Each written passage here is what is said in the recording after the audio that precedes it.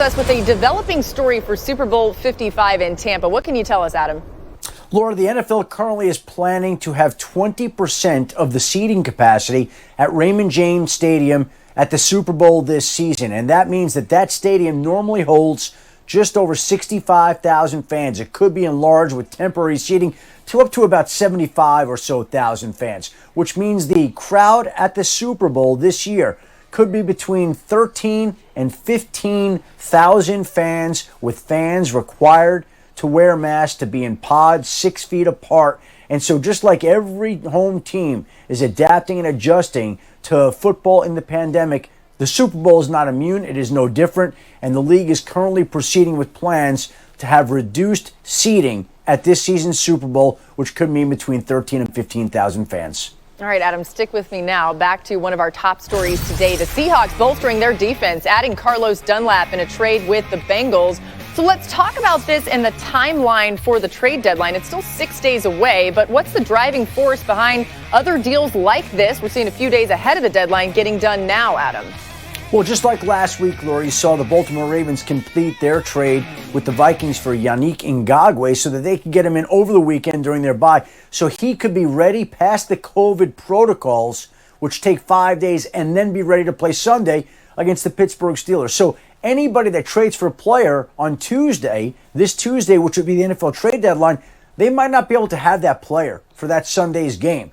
The Detroit Lions, who traded for Everson Griffin yesterday, won't have Griffin this week, but will have him the next week against the Minnesota Vikings when he makes his debut for the Lions against his former team.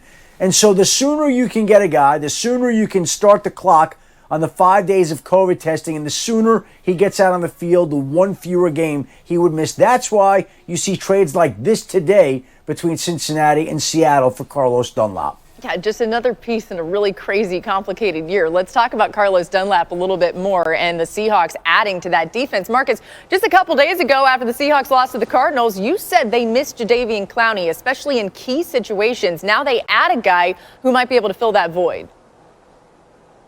Yeah, no doubt, Els. This was a big signing for the Seattle Seahawks. And I'm not talking about production where you're going to have a guy come in and get 10, 15 sacks before the end of the season. It's quite possible with Carlos if he returns to form like early in this year in Cincinnati. But situational football, like we've seen playoff games, championship games come down to players that can get to the quarterback and get guys off of their spots. If you look at Seattle's game the other night against Arizona, as much as Kyler Murray scrambles around, comfort in the pocket was something that you could notice with him, being able to slide as opposed to having to take off. That's what Carlos Dunlap will offer for the Seattle Seahawks. And people talk, I made the comparison with Jadeveon Clowney because even though Clowney didn't have gaudy sack numbers, he was able to pressure the quarterback and make them uncomfortable in the pocket and get them off schedule. And I think that's the thought process with Seattle bringing in Carlos Dunlap, especially if you look at this season with teams that have the ability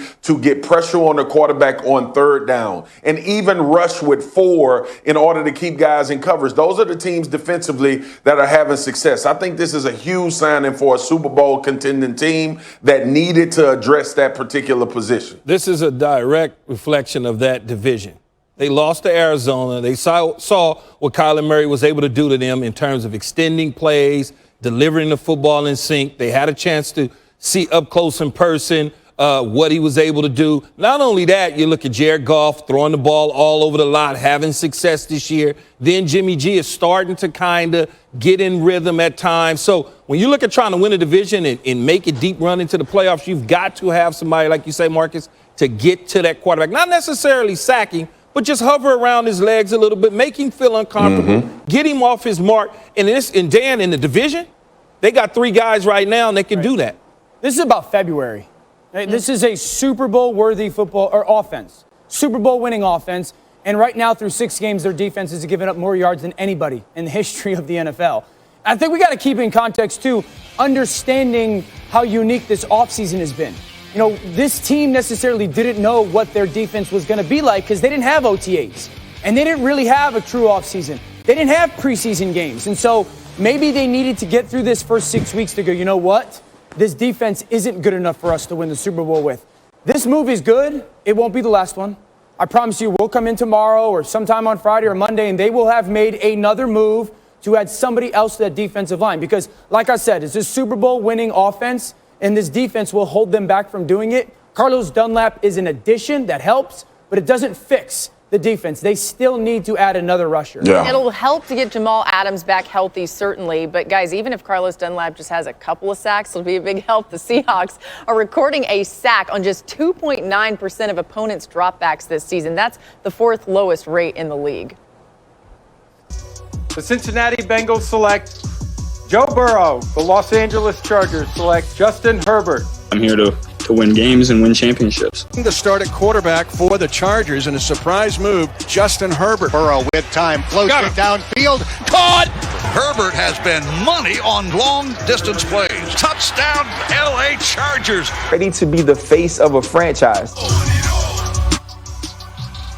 Justin Herbert and Joe Burrow have been nothing short of sensational this season. It's been fun to watch. Herbert has recorded 14 touchdowns, both through the air and on the ground. That's the third most by a player through 5 career games in NFL history, trailing only Patrick Mahomes and Kurt Warner. As for Burrow, he just threw for 300-plus yards for the 5th time this season. Yeah, 5 times. That's the second most by a rookie in NFL history.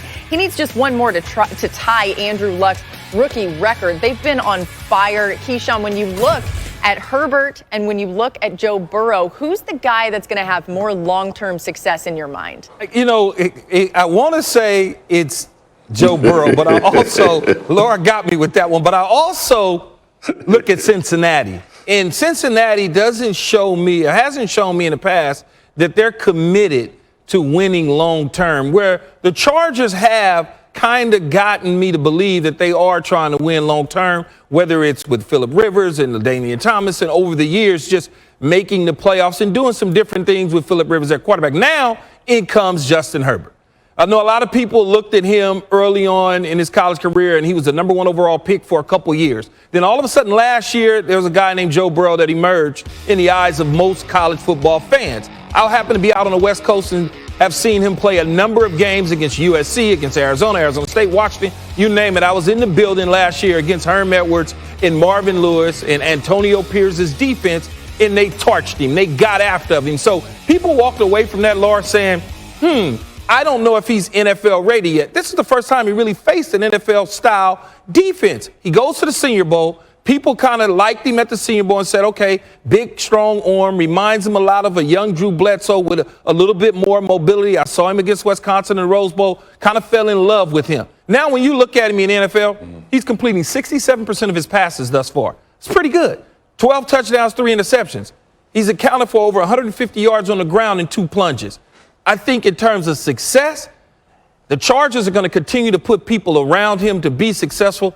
I am not comfortable saying that Cincinnati is going to do the same for Joe Burrow. Yeah, it's so interesting with Herbert because I think the offense in college just wasn't quite suited to his skill set. At the NFL level, he's been what we kind of thought he could be potential-wise so far. Marcus, when you think about Joe Burrow and what he's got to deal with at Cincinnati, he's a guy that you want to bet on, but there are some complications to that.